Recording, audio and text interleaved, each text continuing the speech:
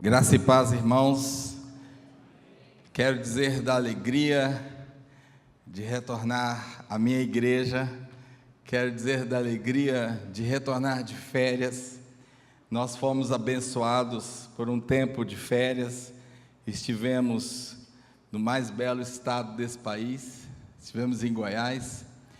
E com todo respeito à terra de vocês, eu quero dizer que não existem Campinas, não existem montanhas, não existem vales tão belos quanto daquela terra. Eu os desafio a conhecer para que a gente possa fazer uma comparação. Mas não existe imagem tão linda quanto ver os irmãos daqui. Que bom é retornar à igreja do Senhor. E é exatamente nesse dia em que retornamos à casa do Senhor que temos o privilégio de trazer a palavra hoje à noite. E ao mesmo tempo, irmãos, que é um grande privilégio, é também uma grande responsabilidade. Pelo que já conto de pronto com a oração intercessória dos irmãos, para que exatamente aquele recado que o Senhor colocou em nosso coração seja fielmente entregue. Que não falemos de nossa própria boca, de nossa própria mente, mas que sejamos canal pronto e desimpedido à fala do Senhor, que tem um recado explícito, tem um recado especial para cada um de nós hoje à noite. Também eu quero saudar os irmãos que estão pela internet e estender essas palavras também a eles que estão conosco de forma virtual. Que o Senhor abençoe esse tempo que estamos juntos, em nome de Jesus. 4 segredos da lei do Senhor para um ano feliz. Curiosamente, não combinei nada com o pastor Marcelo, nós fizemos hoje uma dobradinha de salmos. Hoje pela manhã, quanta profundidade, quanto ensinamento aprendemos em Salmos 36. Que palavra abençoada o Senhor nos trouxe através da vida do pastor Marcelo. Que o Senhor te abençoe, pastor, e continue assim, nos edificando. E hoje, irmãos, nós vamos continuar essa caminhada no livro de Salmos. Só que eu fui um pouquinho mais corajoso do que o pastor Marcelo e escolhi simplesmente o maior salmo da Bíblia. Então, os irmãos tenham bastante paciência. São apenas 176 versículos, o maior salmo da Bíblia. Calma, irmão, respira, não leremos todos, certamente. Porém, eu quero que você mantenha a sua Bíblia aberta nesse salmo. Enquanto você o faz, eu quero te desafiar a parar mais nessa porção da palavra de Deus. Talvez pudesse dizer, infelizmente, pelo seu tamanho, o Salmo 119 nos assusta. Talvez pela sua extensão, afinal são 176 versículos, o Salmo 119 faz que dele fujamos e prefiramos o Salmo 117, o menor deles. Mas eu quero desafiar os irmãos a se aprofundarem, a observarem a riqueza dessa porção da palavra de Deus. O nosso texto áureo se encontra no versículo 105, cuja leitura, mesmo assentados, mas nada menos respeitosamente diante da palavra de Deus, eu gostaria que os irmãos acompanhassem comigo. Salmos 119, o conhecidíssimo versículo 105. Lâmpada para os meus pés é a tua palavra, e luz para o meu caminho. Interessante anotar, irmãos, que o livro de Salmo é um livro que faz parte da coletânea de livros poéticos, de livros da sabedoria da palavra de Deus. E a sua construção é uma construção literária, a sua construção é uma construção artística. Muitas vezes você precisa mudar um pouquinho o seu olhar, entender a disposição das frases para que ela faça sentido para você. E nós vamos trabalhar um pouquinho isso hoje. Como já disse, esse é o maior salmo da palavra de Deus, esse é o maior salmo do livro de Salmos.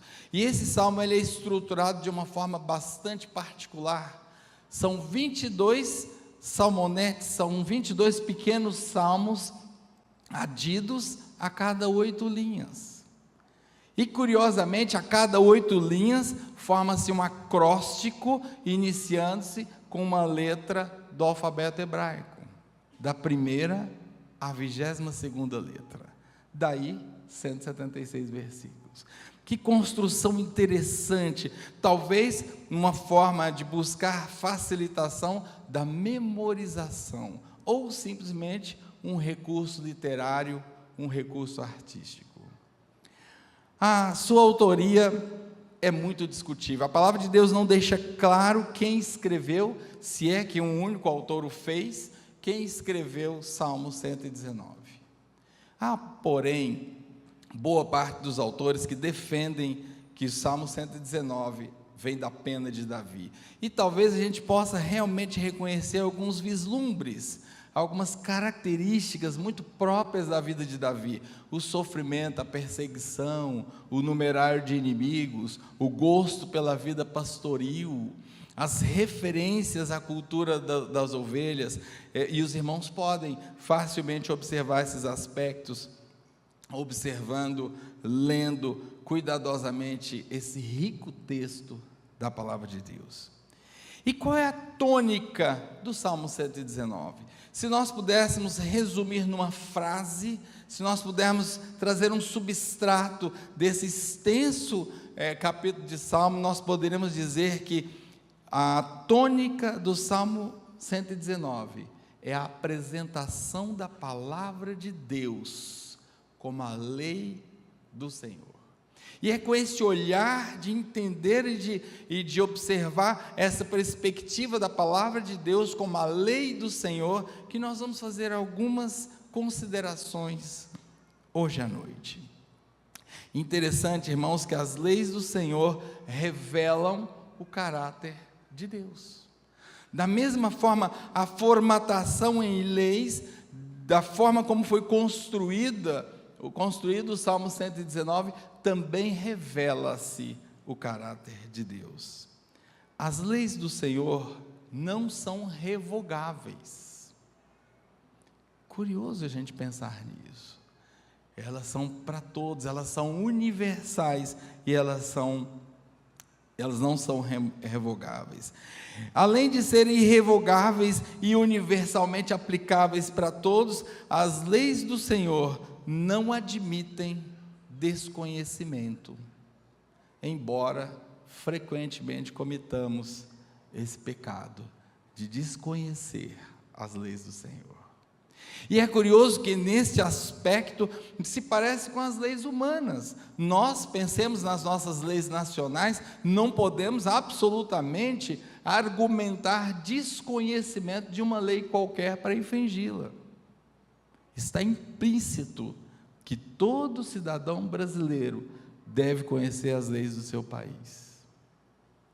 E é curioso nesse pano inicial, nessa introdutória, nós considerarmos esses aspectos, irmãos, que são tão ricos.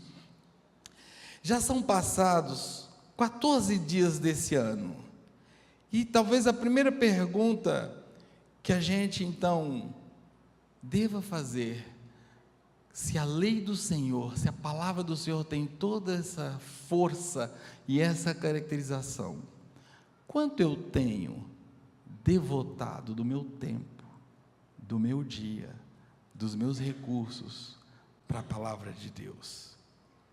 O Salmo 119, irmãos, nessa construção nessa formatação de lei, ele vai se valer de várias situações do dia a dia, várias situações absolutamente aplicáveis à nossa realidade hoje, para a apresentação de leis que eu e você não podemos jamais ignorar. Eu quero trazer de uma forma bem rápida, ainda à guisa de introdução, 6 exemplos bem rápidos. Primeiro, em relação às tentações da mocidade, acompanhe comigo, versículo 9: como purificará o jovem o seu caminho? Agora o salmista constrói essa questão na forma de uma pergunta, e ele mesmo traz a resposta: observando o seu caminho, o caminho desse jovem conforme a tua palavra, ó Deus. E aqui eu quero abstrair para mim e para você a lei. O jovem que observar em seu caminho a tua palavra, tem o seu caminho purificado. É lei. Fantástico. Acerca do materialismo, os versículos 36 e 37. Inclina o meu coração a teus testemunhos e não a cobiça. Que lei maravilhosa está nas entrelinhas, irmãos. Há uma lei que diz que ou o nosso coração se inclinará à cobiça, ou o nosso coração se inclinará às coisas do Senhor, aos seus testemunhos. Portanto, está posto diante de nós uma escolha. A que direção nosso coração tem se inclinado, irmãos? E ainda, desvia os meus olhos de contemplar a vaidade. A vaidade é aquilo que passa, que não tem valor, que nada é, que não faz sentido. Desvia os meus olhos de contemplar a vaidade e vivifica-me no teu caminho. Olha a lei, aquele que vivifica-se no caminho do Senhor, não contempla a vaidade. É lei, meus irmãos. E quanto ao opróbrio e ao desprezo, versículo 22, olha só, tira de sobre mim o opróbrio e o desprezo. Quantas situações, muitas vezes, nas mais diferentes circunstâncias da nossa vida, vivemos exatamente essas duas situações tão difíceis. Opróbrio e desprezo. E agora a oração singela do salmista: tira de sobre mim o opróbrio e o desprezo, pois guardei os teus mandamentos. Num primeiro olhar parece até uma jactância, parece uma soberba. Senhor, eu estou aqui me vangloriando, eu estou aqui cheio de mim, dizendo, eu guardei. Não, o que o salmista quer dizer para nós é uma lei. Quem guarda os mandamentos do Senhor não fica no opróbrio, é de lá resgatado pelo Senhor, não vive o desprezo, é de lá removido pelo Senhor. É lei. Oh glória, é lei. E mais, meus irmãos, o que dizer da tristeza? Versículo 28. Uma das características que aponta a autoria desse salmo para Davi é a profunda tristeza que frequentemente ele se acha nas suas mais diferentes vicissitudes de vida. A minha alma consome-se de tristeza, fortalece-me segundo a tua palavra. Qual é a lei? A tua palavra me fortalece e eu não caio em tristeza. Tristeza é falta de palavra, irmãos. Eu vou repetir, tristeza é falta de palavra, é a palavra de Deus que nos ensina hoje. Quinto exemplo, difamação, versículo 69, toma nota aí na sua Bíblia. Os soberbos forjaram mentiras contra mim, mas de todo o coração guardei os teus preceitos.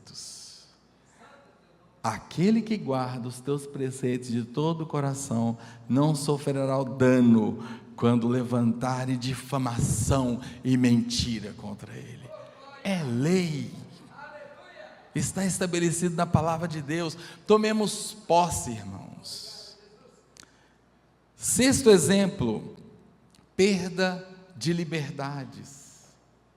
Tem alguma coisa a ver com o contexto que a gente vive hoje? Perdas de liberdades. Quanto nós sentimos das nossas liberdades ameaçadas. Olha o que diz a palavra de Deus, versículo 45. Estamos aqui fazendo um passeio ao longo desses 176 versículos do Salmo 119. Eu andarei em liberdade, pois busquei os teus princípios. Quem busca os princípios do Senhor andará em liberdade. Essa é a lei, irmãos. Então, nesse momento, eu acho que eu já consegui mostrar para vocês quanto de lei, quanto de formatação no modelo de lei se observa nesse tão esquecido, por ser extenso, salmo da palavra de Deus. Desafio você, durante a semana, começa a percorrer, não precisa ler os 176 versículos de uma tomada só, beberica por doses, pequenas doses, mas aprofunda, busque o que a palavra do Senhor quer falar com você. Com tudo isso em mente, considerando que Salmo 119 formata a palavra de Deus na forma de leis para nos abençoar, voltemos ao nosso olhar ao princípio, ao nosso tema. Como construir, como planejar nossa vida em 2023? Você já parou para dar uma olhada no que foi final de 2022, início de 2023? Você já parou para pensar um pouco nos cenários?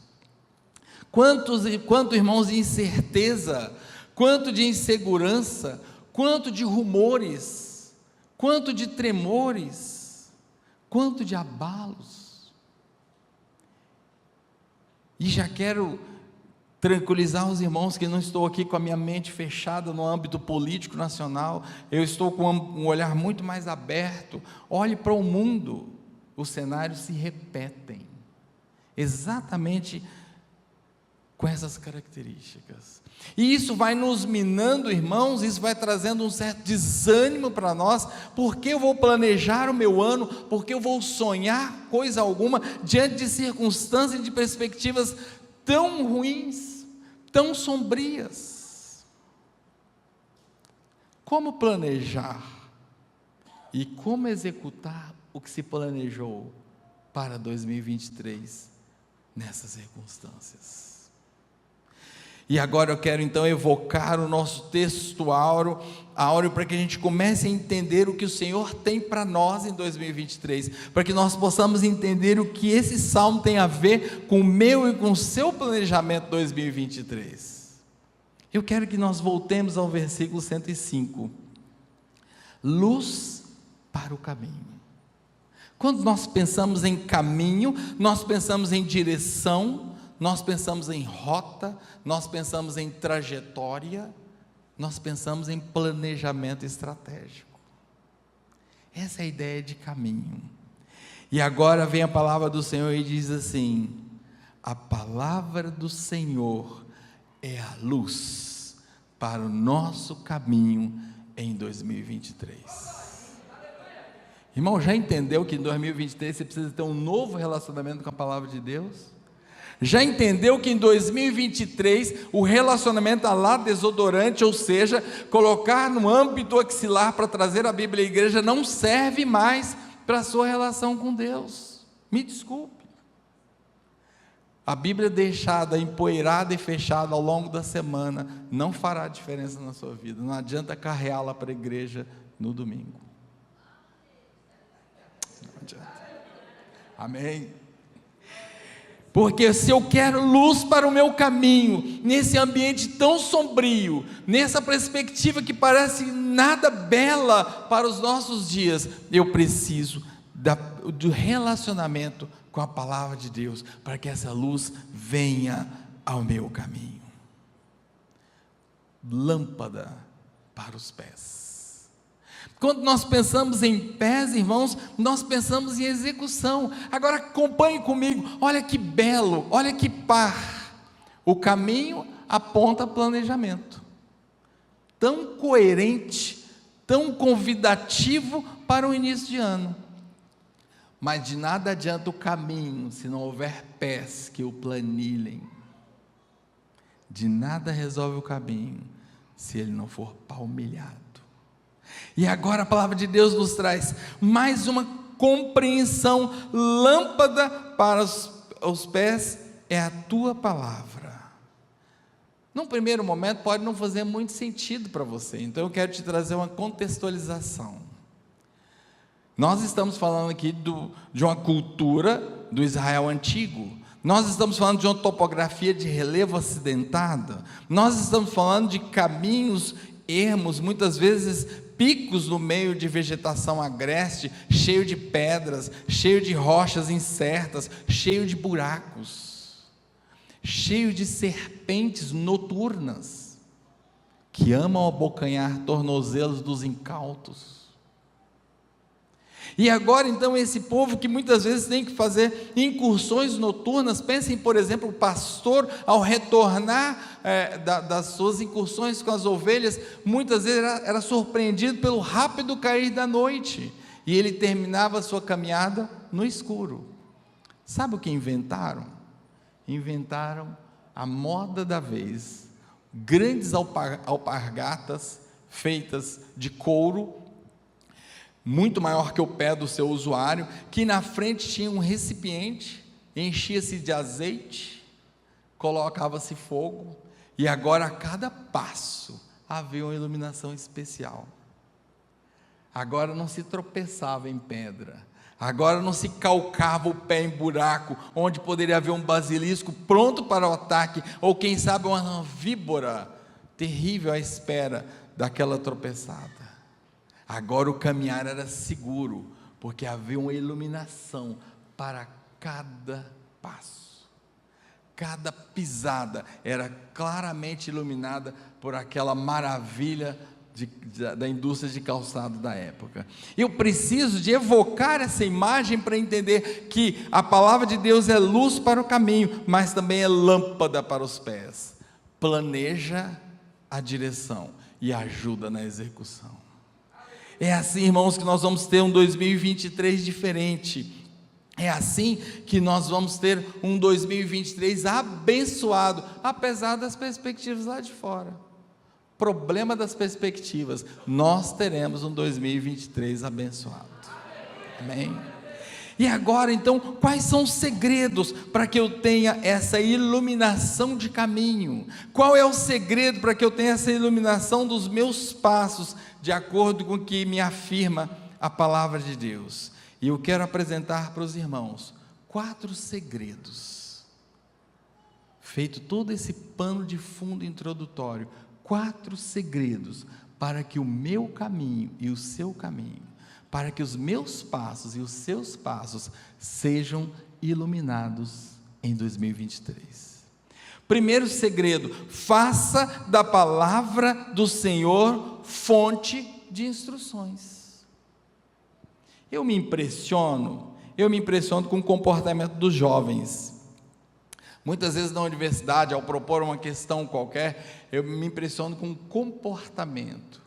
Você lança uma questão e instintiva e imediatamente os jovens se lançam no YouTube e faz lá uma pesquisa e descobre algum vídeo que te traz aquela resposta. É impressionante. Vendo isso, irmãos, eu fiquei outro dia pensando: se fizéssemos isso com a palavra de Deus. Se fizéssemos assim com a palavra de Deus. Que maravilhoso que seria, porque o primeiro segredo é esse: a palavra do Senhor é fonte de instrução. Se nós observarmos os 3 primeiros versículos do Salmo 119, ele se parece com o primeiro versículo do Salmo 1, ele traz bem-aventuranças, ele diz que mais do que feliz é quem segue ao Senhor e quem guarda a sua palavra. Lá no versículo 1 está escrito: bem-aventurados que trilham caminhos retos e andam na lei do Senhor. Bem-aventurados que guardam os seus testemunhos e o buscam de todo o seu coração. Bem-aventurados que não praticam a iniquidade, mas andam nos seus caminhos. O primeiro segredo, irmãos, para que a nossa vida seja abençoada, o primeiro segredo para que o nosso caminho seja claramente iluminado, o primeiro segredo para que os nossos passos sejam seguros, é exatamente fazer da palavra do Senhor nossa fonte de instrução. A instrução da palavra de Deus evita a vergonha. Versículo 6 e versículo 22, anote para que você depois confira. A instrução da palavra de Deus cultiva um coração íntegro diante do Senhor, versículo de número 7. A instrução do Senhor traz vida plena. Versículo de número 9. A instrução do Senhor, ouçam isso, evita a vida de pecado. Eu vou repetir, a instrução da palavra do Senhor evita a vida de pecado. Versículos 10, 11 e 30. E talvez nesse momento seja mais um tempo de uma pequena reflexão, irmãos, uma pequena parada. Qual tem sido a minha e a sua fonte de instrução? Nas mais diferentes questões que se nos surgem no nosso dia a dia. Onde é que nós temos buscado referência de instrução? Faça da palavra do Senhor a sua fonte de instrução, e o seu caminho será iluminado, e os seus passos serão passos seguros. O segundo segredo, à luz desse maravilhoso salmo, irmãos, é: eleja a palavra de Deus como coisa preciosa em sua vida. Eleja a palavra de Deus como coisa preciosa em sua vida. Lá no versículo 33 está escrito: ensina o caminho dos teus decretos. Entendendo essa preciosidade, essa importância da palavra de Deus, o salmista diz: Senhor, eu preciso aprender esse caminho, eu preciso aprender a tua palavra, eu preciso absorvê-la. Ensina-me o caminho dos teus decretos, inclina meu coração para os teus testemunhos e não para a cobiça. Versículo 36. O Senhor é a minha porção. Versículo 57. Passagens denotando essa ideia, irmãos, da coisa preciosa. Ele é tudo que necessitamos como herança. A palavra do Senhor vale mais que o ouro e a prata mais finos. Versículo 72. Irmãos, quando eu li isso, a gente está muito pouco afeito a ouro e prata em nossa cultura, né? É claro que principalmente o ouro continua com seu valor, mas eu resolvi, por minha conta e risco, trazer uma contextualização moderna. Já pensou você dizendo assim: Senhor, graças te dou por tua palavra, que vale mais que milhares de dólares? Você teria coragem de orar assim? É isso que a palavra está nos ensinando. Senhor, eu te dou glória, porque não vale milhares de euros abrir mão da tua palavra. Teríamos coragem? É isso que a palavra está dizendo. Senhor, eu trocaria bitcoins a valer para não perder a tua palavra. Teria coragem, irmãos? Já foi ver a cotação de um bitcoin? A palavra do Senhor vale muito mais. Muito mais. E é exatamente agora que, diante desse segundo segredo, que você e eu precisamos parar e nos responder com toda sinceridade: como tem sido a nossa escala de valores? Como nós temos ordenado os valores da nossa vida? Que lugar tem a nossa vida espiritual? De verdade. Que primazia tem a palavra de Deus no nosso dia a dia? Se ela vale mais do que ouro, se nós podemos, com todo respeito pela palavra de Deus, contextualizar e dizer que valeria mais que dólar, mais que ouro, mais que euro, mais que bitcoin, que valor eu e você damos na prática no dia a dia? Nós temos em nossas mãos, irmãos, com toda liberdade, nós temos uma preciosidade. Que pena é que disso nem tenhamos consciência. Façamos da palavra do Senhor a coisa mais preciosa da nossa vida. Priorizemos a palavra de Deus em nossas vidas. O terceiro segredo, irmãos, nós vamos trabalhar então com 4 segredos. O terceiro segredo: faça das injunções do Senhor sua inesgotável fonte de esperança. Já parou para pensar que a esperança é o combustível da vida?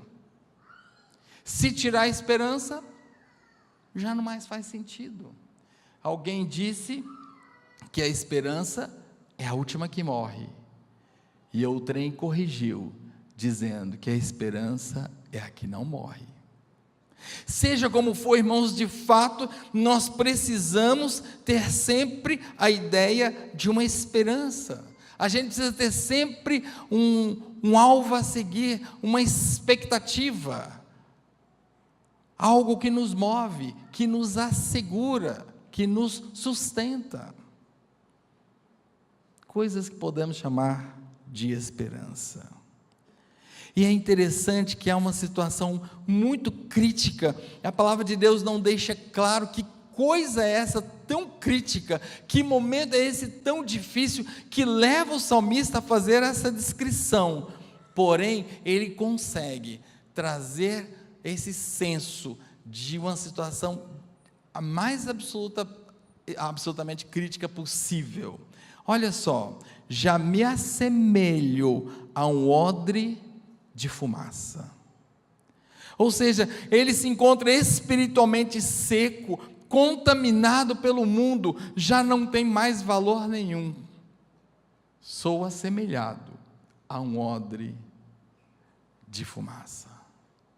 Que crise é essa? Que momento é esse tão difícil de se ter esperança? Porém, mesmo trazendo essa contextualização, no mesmo ambiente o salmista diz: as circunstâncias não me farão esquecer os decretos do meu Deus. Versículo 83. As circunstâncias não me farão esquecer os decretos do meu Deus, ainda que seja odre cheio de fumaça, eu não me esquecerei dos decretos do meu Deus. É Ele o meu Criador, é Ele o meu mantenedor. Versículo 73, que coisa linda é essa, irmãos, reconhecer que Ele é que nos forma, Ele é que nos sustenta, não importa o que nós estamos vivendo, é Ele quem nos assegura, e nós precisamos da sua palavra para nos assegurarmos, para tomarmos posse disso. Ele é a fonte de toda a esperança, Ele nos consola em meio a toda aflição. Versículo 76, a meditação em meio à calamidade torna-me mais sábio que o maior dos mestres.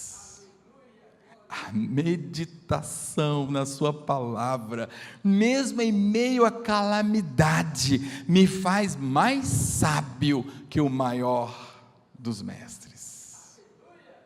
Que precioso, irmãos, que coisa linda. Então nós precisamos nos perguntar: e nós outros?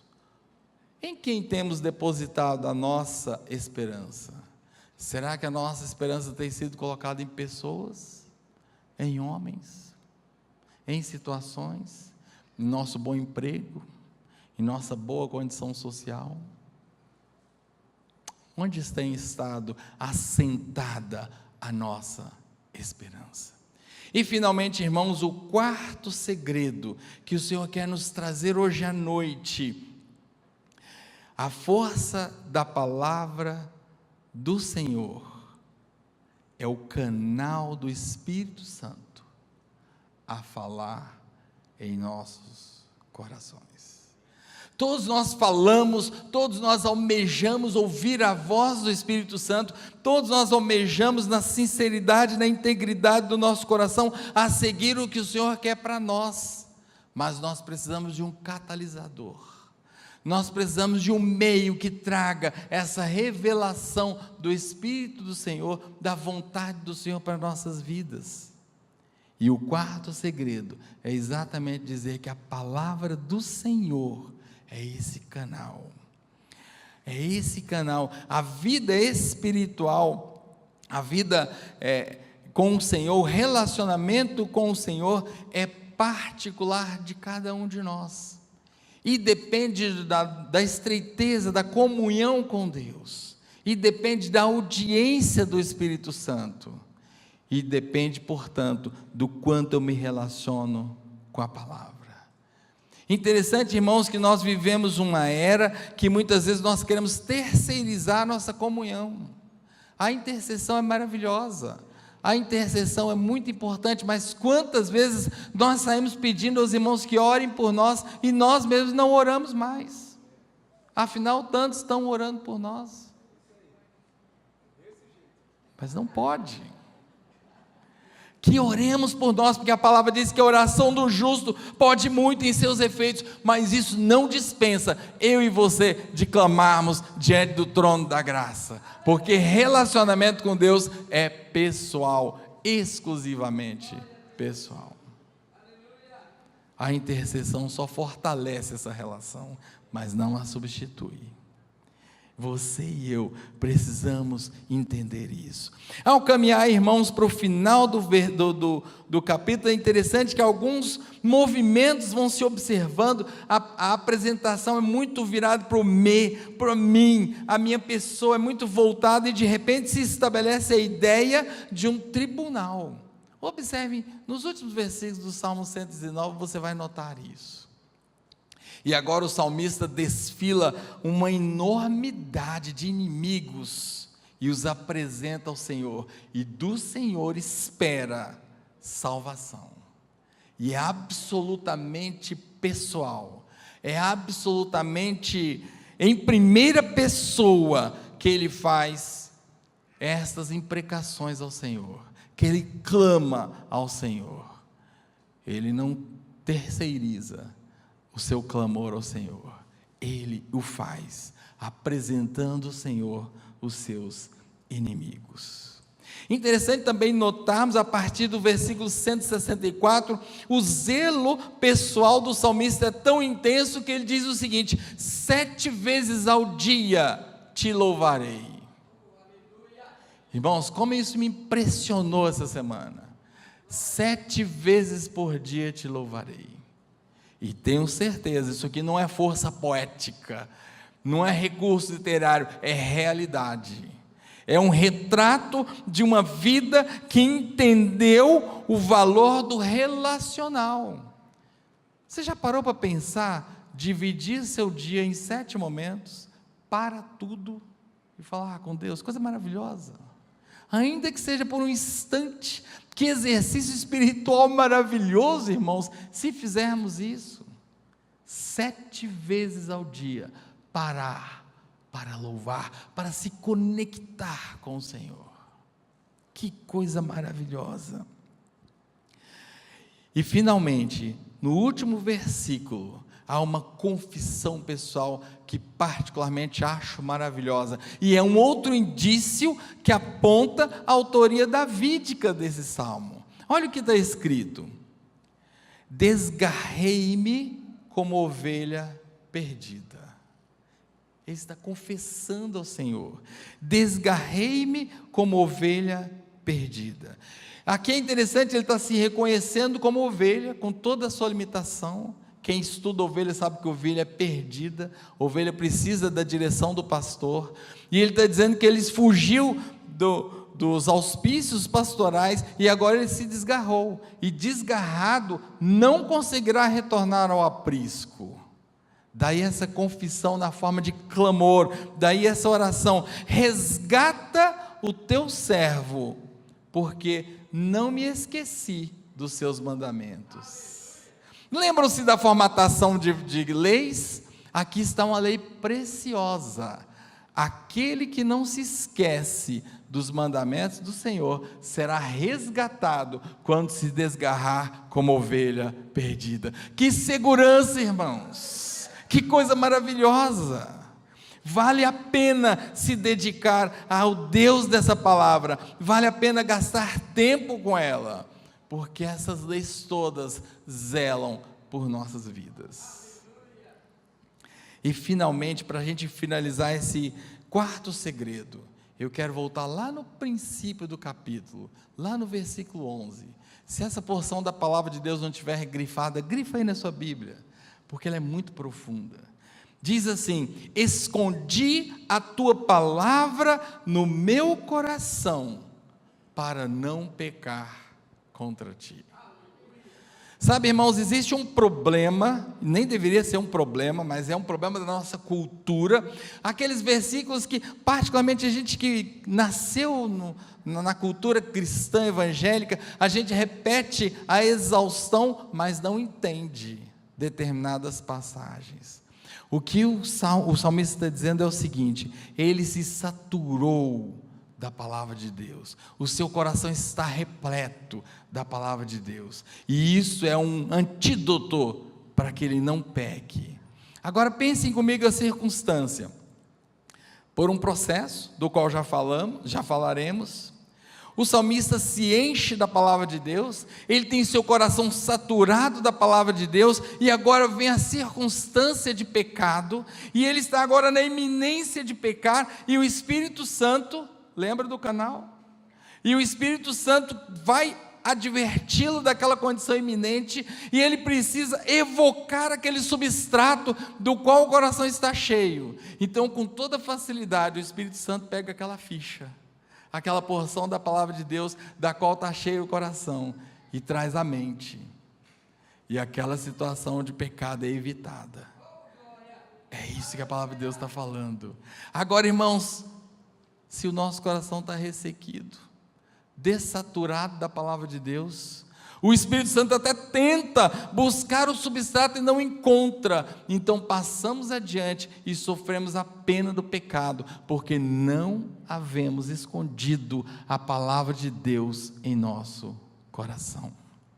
Que coisa grave. Portanto, irmãos, façamos da palavra de Deus nossa fonte de instrução, elejamos a palavra de Deus como coisa preciosa, tenhamos a palavra de Deus como canal que vai abrir essa comunicação do Espírito Santo para nosso coração. Seja a palavra de Deus toda fonte de esperança para o nosso viver, e assim nós teremos um 2023 frutuoso. Não são as circunstâncias lá fora que vão determinar como será o nosso 2023, não são os horizontes políticos, não são os horizontes econômico-financeiros, não é o quanto a nova era já se implantou e já se tem colocado lá fora, não é isso, é o quanto eu e você estamos dispostos a gastar com a palavra de Deus. O Senhor dá de forma democrática e universal 24 horas para nós. Quanto gastamos com a palavra de Deus? Você já fez uma concorrência com o seu celular? Você já observou a concorrência das redes sociais e do tempo gasto com a palavra de Deus? É oportuno pensar isso, irmãos. É início de ano. Ainda dá tempo de reavaliarmos o nosso comportamento. Quanto eu e você gastamos de tempo com a palavra de Deus, com oração? Você já leu a Bíblia de forma íntegra, de Gênesis a Apocalipse? Fica o desafio. Acabamos de visitar meu pai dia 19 de dezembro fez 89 anos, e meu pai está para completar 200 vezes a leitura da palavra de Deus. Que exemplo, irmãos! Mas não é apenas a leitura da palavra de Deus na íntegra, como um livro qualquer. Eu quero trazer para você, nesse fechamento, eu quero trazer para você a ideia da meditação da palavra de Deus. A meditação que é diferente do conceito mundano de meditação. Se você for estudar o conceito mundano de meditação, é alguma coisa como: esvazie sua mente, deixe que o caos do nada se instale na sua mente, e eu nem preciso dizer para vocês o que instala-se depois lá. A ideia de meditação da palavra de Deus é exatamente o contrário: replete da palavra de Deus à sua mente. Rumine, rememore, reconsidere, repita a palavra de Deus. Eu sei que de novo nós temos um problema com a repetição, porque a gente vai se lembrar de Jesus dizendo assim: não useis de vãs repetições. Irmãos, Jesus não disse não useis de repetições, ele disse não useis de vãs repetições. Há uma diferença, portanto, entre a repetição frutuosa e a repetição vazia, a repetição litúrgica da religiosidade. É essa que eles achavam que ganhariam pontos espirituais, que Jesus condena. Mas nós devemos sim repetir a exaustão a palavra de Deus. Repita a exaustão a palavra de Deus. É uma repetição frutuosa, uma repetição edificante, uma repetição na qual você se encha a cada dia, na qual o Espírito Santo ressignifica cada vez que você repete aquela palavra com um novo significado, com um novo contexto, com um novo quilate, porque a palavra de Deus é viva e eficaz, ela é inesgotável. Repita. Você repete música mundana, você repete literatura inadequada. Por que não repetir a palavra de Deus? Repita, rememore, rebusque a palavra de Deus. Essa era a mensagem, irmãos, que o Senhor colocou em meu coração. Essa era a mensagem que ardia trazer para os irmãos, e eu peço aos céus, eu peço ao Senhor que eu tenha sido instrumento para trazer da forma como o Senhor queria que fosse trazido para o coração de todos nós. E eu queria terminar fazendo para você e para mim um desafio. Eu queria que nesse momento você parasse por um instante para pensar como tem sido o seu relacionamento com a palavra de Deus. Quem sabe você precisa reconsiderar o tempo. Quem sabe você tem que reconsiderar a forma como você lê. Quem sabe a sua Bíblia seja mais um halterofilismo bíblico do que leitura e meditação. Aquela situação que já penoso ali no final do dia, mais se torna um exercício do bíceps quando você está cochilando com a Bíblia na mão, do que uma meditação diante de Deus. Como está o seu relacionamento com a palavra de Deus? E se você, mas apenas se você está disposto a ressignificar o seu relacionamento com a palavra de Deus, e assim ressignificar o seu relacionamento com Deus, que é o Deus da palavra, e assim ressignificar o seu 2023, somente nesse caso, eu quero te pedir para colocar-se de pé.